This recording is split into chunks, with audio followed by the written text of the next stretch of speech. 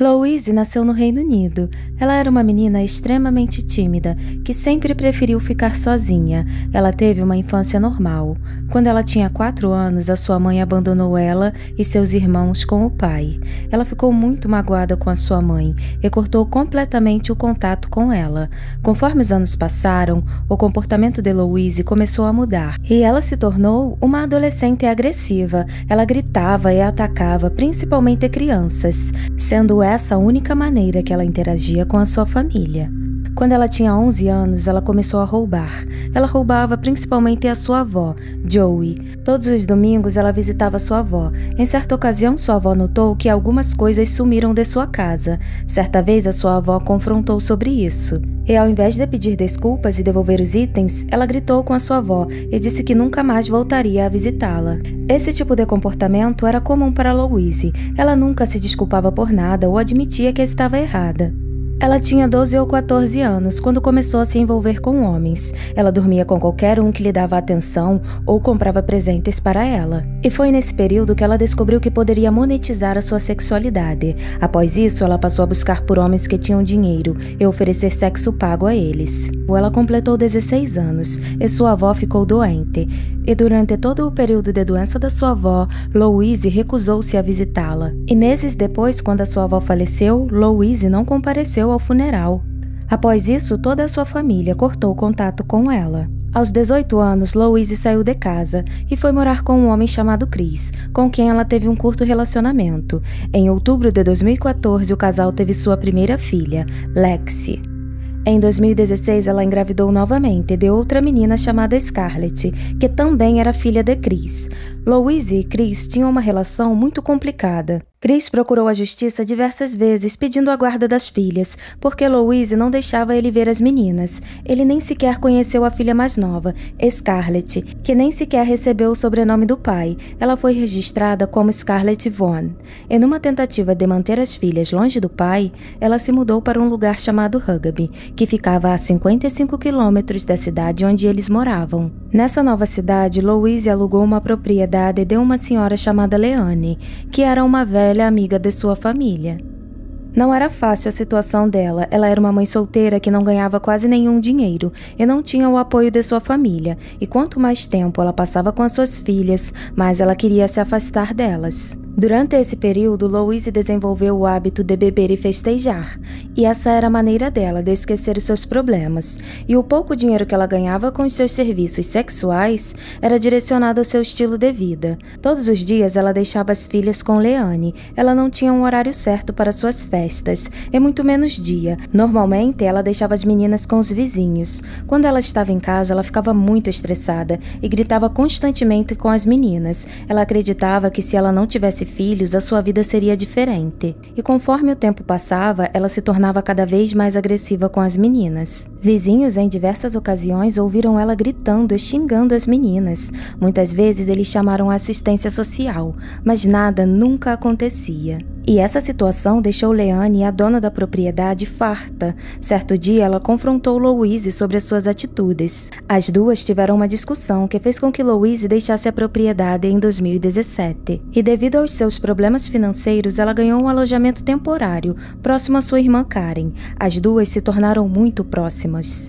Louise e as filhas passavam muito tempo na casa de Karen, e Karen presenciava as atitudes de Louise. Em mensagens de texto trocadas entre as irmãs, Karen confronta Louise diversas vezes. Em uma delas, ela acusa Louise de ter deixado as filhas dormindo no quarto, enquanto fazia sexo por dinheiro com um homem em sua van. Mas apesar de Louise reconhecer que sua irmã estava certa, ela continuava se comportando da mesma maneira. Infelizmente, os comportamentos de Louise levariam ao fim trágico de suas filhas. No dia 2 de janeiro, ela aceita 41 pedidos de amizade no Badoo e oferece sexo pago a esses homens. Alguns minutos depois, ela envia mensagens para sua irmã, dizendo que Lexi havia parado de respirar enquanto assistia TV. Na mensagem, ela diz que está aguardando o retorno da ligação do 999. 999 é um serviço de emergência do Reino Unido, que oferece consultas médicas via telefone. 11 minutos após enviar as mensagens, o 999 entra em contato com ela. Na ligação apresentada questionada no julgamento, Louise diz que Lexi teve uma convulsão e parou de respirar. Ela é instruída a levar a filha ao hospital, porque os sintomas que ela descreveu eram sérios e Lexi precisaria ser avaliada por um médico. Após desligar o telefone, Louise dirige até o hospital. Durante a viagem, ela envia mensagens a um homem anônimo. Nessas mensagens, ela pergunta ao homem o quanto ele pagaria pelos seus nudes. Quando ela chega no hospital com a sua filha, os médicos não encontram nada que possa ter causado a suposta convulsão. Lexi é liberada após uma avaliação simples. Desapontada e determinada a seguir o seu plano de eliminar a sua filha, Louise volta para casa com Lexi. No dia seguinte, 3 de janeiro, e no dia 4 de janeiro, Louise é vista nas imagens da câmera de segurança do seu prédio. Essas imagens mostram ela entrando no apartamento de um vizinho. 40 minutos depois, ela é vista saindo do apartamento e voltando para o seu. Quando ela entra no seu apartamento, a primeira coisa que ela faz é ligar para a emergência. Minutos depois, os paramédicos chegam ao local e encontram Lexi em sua cama, com a região ao redor dos olhos e as orelhas azuis. Os paramédicos tentam ressuscitá-la e depois de conseguirem, eles levam Lexi ao hospital. Na ambulância, os paramédicos notam que Louise não demonstrava nem um pouco de preocupação com a sua filha e nem sequer tocou nela. Quando eles chegam no hospital, Lexi tem outra convulsão e é colocada no oxigênio. Após uma série de procedimentos e exames, os médicos não encontram a causa do problema de Lexi. E enquanto a filha passava por uma série de procedimentos e chorava compulsivamente, Louise tirava nudes no banheiro e conversava com o segurança do hospital e marcava encontros sexuais pagos com ele. O choro de Lexi era tão alto que os funcionários do hospital pediram Louise para confortar a própria filha. Depois disso, os médicos informaram que Lexi precisaria ficar internada por 4 dias para ser monitorada. Nesse ponto, ela estava determinada em eliminar a sua filha e viver finalmente o tipo de vida que ela sempre quis. Após isso, ela pesquisa online os seguintes termos: homem comete suicídio colando a boca com supercola. Você realmente pode morrer se entupir o nariz e fechar a boca à força com fita adesiva? No dia 14 de janeiro, numa tentativa de manter as aparências para sua irmã, Louise leva as filhas para sair junto com Karen. Imagens da câmera de segurança mostram a família retornando ao prédio às 10h30 da noite. Às 11h15 da noite, ela pesquisa online mais uma vez os seguintes termos: quanto tempo leva para você morrer durante um afogamento? Alguém pode ser ressuscitado? Quanto tempo leva para o corpo esfriar? Ela também leu um artigo intitulado 5 coisas estranhas que acontecem depois que você morre. No dia 15 de janeiro, à 00:50, ela liga para a emergência e diz que Lexi estava morta. Quando os paramédicos chegam no apartamento, eles notam que a pele de Lexi estava pálida, o que gerou suspeitas, porém o corpo de Lexi não tinha nenhum sinal de homicídio e a autópsia não conseguiu dizer a causa da morte. Nesse mesmo dia, Louise se encontra com um homem. No encontro, ela menciona casualmente que sua filha havia morrido horas antes. Depois do encontro, ela posta várias fotos dela em um site de modelo e posta foto de um anjo no Facebook dizendo luto. Quando Louise e Scarlett passam o dia com Karen. Durante esse período, Karen observa que Scarlett adormeceu 2 vezes, o que era incomum, pois a menina costumava ficar acordada durante o dia.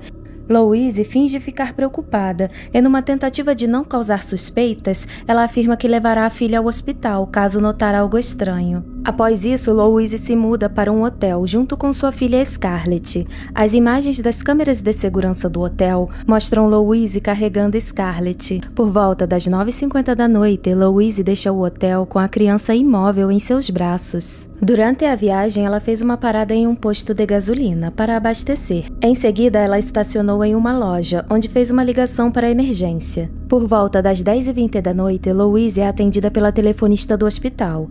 Ela informa que está a caminho do hospital, mas antes ela expressa o desejo de verificar a sua filha. Ela diz que está muito preocupada porque sua outra filha havia falecido 2 semanas antes e a causa da morte ainda era desconhecida. A telefonista pede ela para checar a sua filha, que está no banco de trás, para verificar os seus sinais vitais. Quando Louise passa a mão em sua filha, a criança de 17 meses não acorda.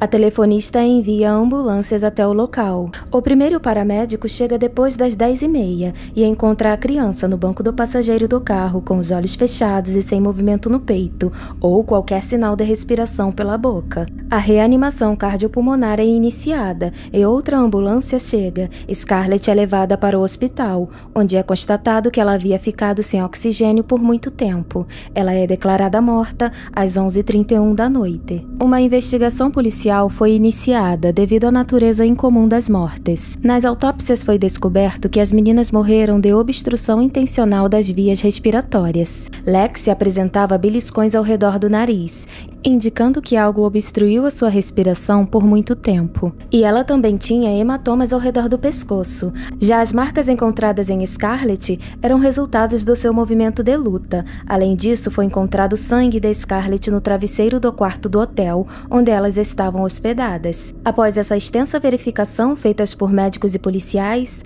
Louise foi detida em 20 de março de 2018, mas inicialmente a polícia não tinha provas suficientes para incriminá-la, o que resultou em sua libertação. No entanto, as autoridades não desistiram e continuaram investigando por quase um ano. Em 2019, Louise foi a julgamento. Durante horas de deliberação, Louise mantinha seus olhos fixados no chão e não expressava nenhuma emoção, ela apenas respondia o que era perguntado. O seu julgamento contou com várias testemunhas, desde o paramédico até o segurança do posto de gasolina. Durante o julgamento, foi usado todo o tipo de argumento para diminuir a culpa de Louise nos assassinatos. A equipe de defesa de Louise insinuava a todo tempo a possibilidade que ela poderia ter um problema psicológico, que a tenha afetado emocionalmente durante o período. Porém, na avaliação psiquiátrica realizada, foi concluído que ela não apresentava nenhum problema mental. E apesar das tentativas de defesa, o júri não se posicionou a favor de Louise, e ela foi condenada à prisão perpétua. Após 32 anos, é possível que Louise obtenha a liberdade condicional. E depois da prisão de Louise, a sua mãe Sharon permaneceu ao seu lado e a defendeu contra as acusações de ser uma mãe ruim. Mas infelizmente, Sharon não suportou as críticas e tirou a sua própria vida em março de 2020, aos 48 anos. Os corpos de Lexi e Scarlett foram transferidos e enterrados pelo seu pai, que até hoje expressa arrependimento e lamenta o fato de não ter conseguido impedir a tragédia.